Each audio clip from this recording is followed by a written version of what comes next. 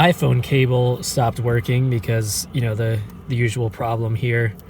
It split. I was unable to charge my phone and thought I was gonna have to pull over, you know, to a gas station, get like a $20 one. But I found the original white cord that I was keeping as a spare, and it is still brand new. So all good on that.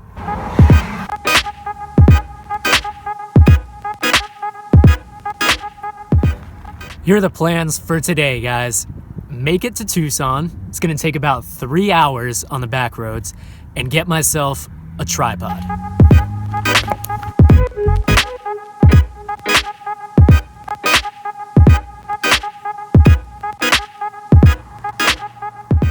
Just pulled over here on the side of the road in the desert.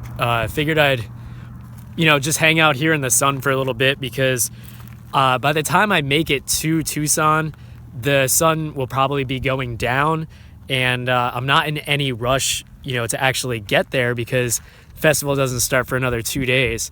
So I'm gonna hang out here and kind of just enjoy being, you know, out here in the middle of nowhere with the sun shining.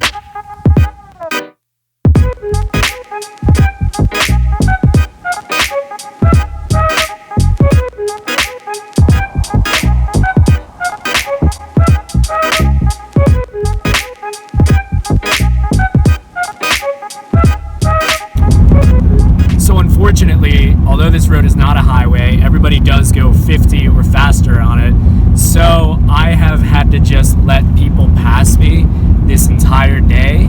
And it's kind of like really annoying to have to do, but I mean, it's the price for deciding that I'm going to get to Tucson with the Jeep in this condition. So I can't complain about it. But I'm coming up on some type of monument up here, so let's check that out.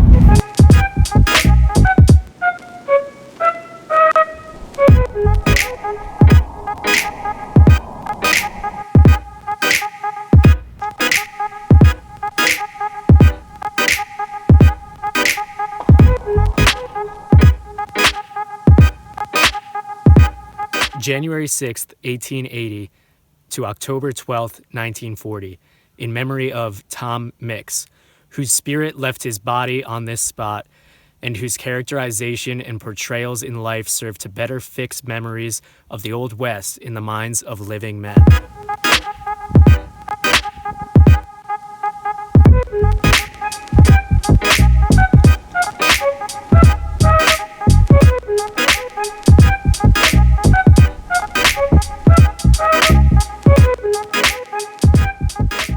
All right, guys, found myself a pretty spot to pull over while the sun is still out and strong. I'm only about a half hour away from where I'm going to stop in Tucson, which is at a Planet Fitness, of course. Go in there and like clean up and everything and possibly sleep out there.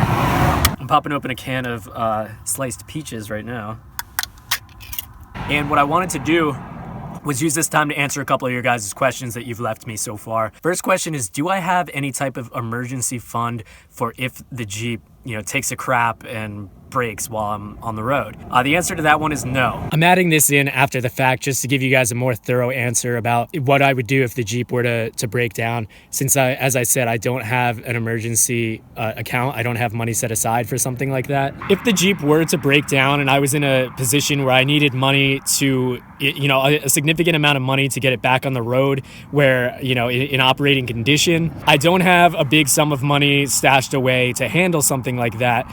But I think the big thing is that I'm not scared of something like that happening. What I mean is, I think the biggest issue in a situation like that would be like the panic and, you know, how am I going to figure this out? What am I going to do? I have this big bill for the Jeep and I don't have the money for it. And I think a huge part of this entire thing from day one, you know, that'll just be the next challenge, probably the biggest challenge on this entire journey, but that's all it will be. It's just the next challenge. And so far, this entire thing has just been a series of challenges that I've had to figure out how to face, and I've faced them and I've overcome them.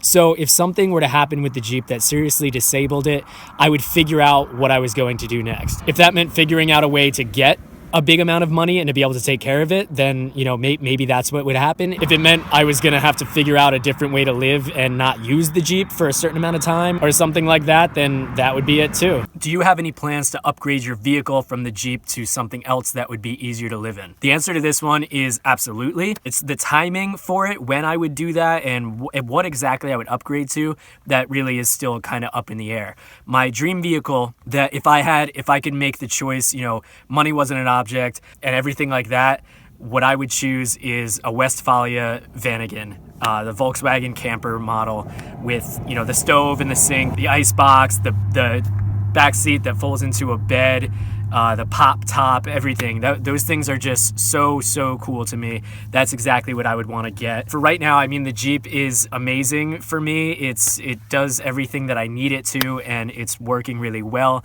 You know, I've driven how many miles? I completely have lost count, but haven't had any issues with it that have left me stranded or anything like that. It's been amazing to me. Question from Ryan. He wanted to know if I've read On the Road by Jack Kerouac. I have not. Would you suggest it? And I saved all of the beard questions for last. I'll just attack them all at once. Someone wanted to know, when's the next beard trim going to be, or am I going to let it grow out crazy again? Someone wanted to know what kind of oil or other products I use in it. So I'll just kind of cover the beard real quick. The last time that I got it trimmed, a lot of you guys, you know, saw the change as it happened, basically. First time I had really grown my beard out beyond, you know, just like a step up from 5 o'clock, or a couple steps up from 5 o'clock shadow is what I was used to. And then this was just, I kind of dove into it, grew it out for over a year, and it was insane. You know, I did love the beard, and I got so many comments on it all the time because it was so over the top. But at this point now, when I did get it trimmed, at first it was like shock, you know, looking in the mirror, but afterwards, like a couple of days after, once I got used to it, I really loved the way that it looks. I've been thinking about doing the exact same trim, which was just, what the guy did was just put an 8 on his clipper and just did it all the way around. I might just do that myself. As far as like beard oil, beard balm, things like that goes, back when I lived in an apartment, I was a member of the Dollar Beard Club. So I had their balm, their wax, their oil, and I stockpiled a little bit of it to bring on the road with me. But you probably won't be surprised to hear that I don't use it all that much. I don't do a whole ton of self-care besides like showering when I can and brushing my teeth.